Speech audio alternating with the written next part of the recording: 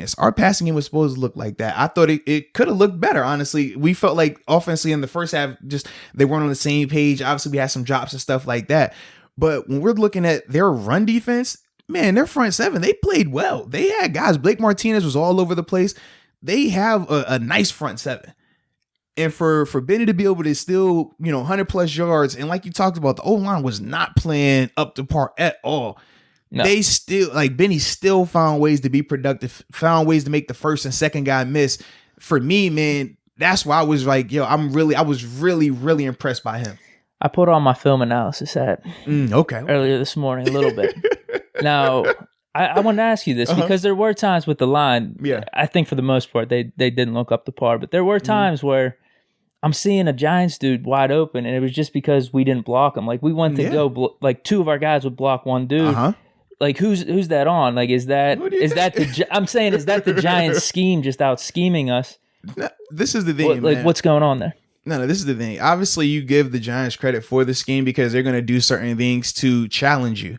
But the same way we were praising Matt Canada for the pre-snaps motion because it makes you have to communicate, it makes you have to think, it makes you have to be hesitant a little bit on defense. The Giants were doing some of the similar things in terms of you saw them walking around. They were showing different coverages. Sometimes they were getting wacky with some of the stuff they were doing. I'm like, I don't really agree with how they were rotating certain post-snap coverages and stuff like that, just trying to be too exotic. But ultimately, they did do some things to confuse the O-line.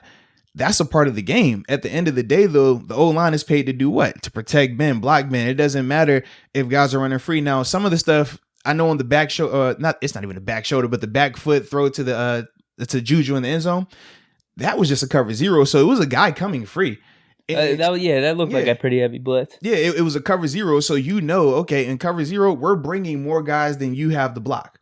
So now it's just a foot race. And the defender in me is like, they get home if the daggone corner just stays inside of Juju. If he makes Juju have to go over top of him instead of across his face, it's probably going to be a sack or at least he's going to have pressure on Ben because the corner was coming free. Yeah. But because of that safety, or he's that corner on the back end, letting Juju cross his face, that's how Ben's able to just chuck it up like that and make that play. Details of it, though. And that's kind of what was going on. But ultimately, man, I just thought the O-line, at times they looked good. But the majority of the night, it was either they weren't communicating, they weren't finishing, especially, we look at some of the tackle play. It was some plays where, all right, Ben is holding the ball, and especially the one sack that he held the ball for like 4 or 5 seconds. There were like one or two times. Yeah. It's like a lack of finish. But the other times, the games that the D-line games that the Giants were running definitely gave the O-line issues in terms of, okay, the DN going inside and then the tackle looping around and vice versa and things like that. The O-line struggled picking up all that. That's basic football in terms of D-lines run games. They have TEs, DEs, inverts, loops around, all these other things. Everybody's been doing that since high school football. But the communication element of it is where it gets rough. And the technique element of it is where it gets rough. So on the one play where Ben ended up getting hit, this was in the first half, you see 3 Giants lined up on one side. It was a side with Banner, Wisniewski, and obviously Pouncey at center, and they isolate Al on the backside. They run a 3-man twist. Banner does a good job of seeing it crashing down. Pouncey does a good job of seeing it.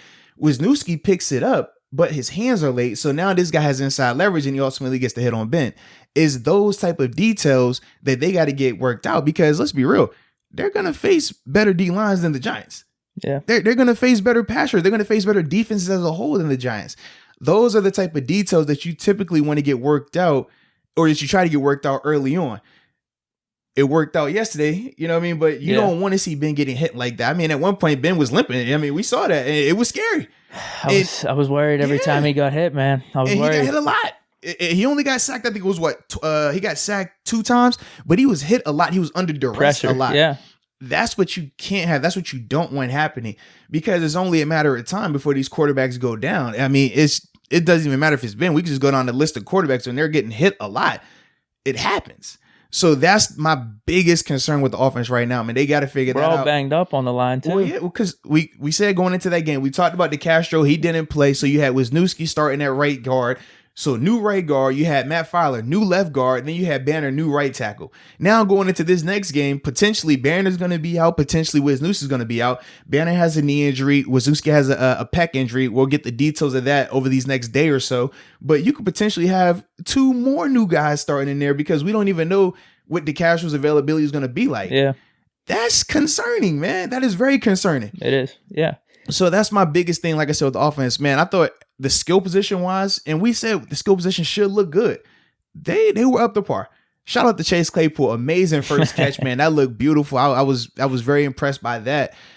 But yeah, the O-line, that's going to be that. Hopefully that doesn't become the issue because we've seen in the past. I mean, we can go back to, was it 2010, 11, before the O-line really got better. You saw take a lot of those hits. When we won the Super Bowl, yeah, right. It was like it was after the first Super Bowl 40. There was like a year or two because we lost Faneca. Yes. We lost some of those veterans on there.